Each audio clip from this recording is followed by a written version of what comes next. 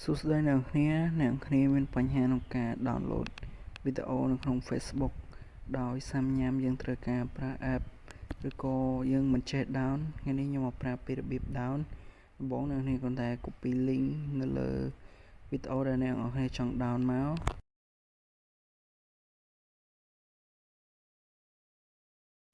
តោះមកយើងយកទៅផាសក្នុង Google Chrome ជាដំបូងយើងចូល Google Chrome តោះមកយើង search ពាក្យថា save from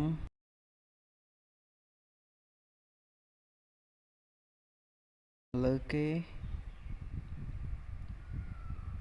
រងចាំវាសិនតោះមកយើងផាស link ដែលយើងបាន copy មិញ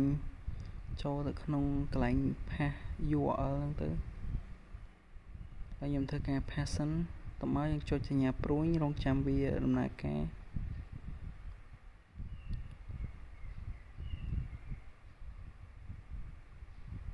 បាទនេះគឺវាដំណើរការបាទយើងអាច download ជា HD និង SD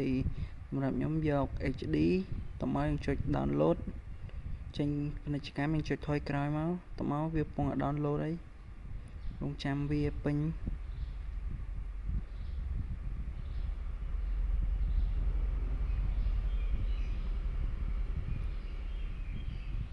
បាទគឺវីដេអូ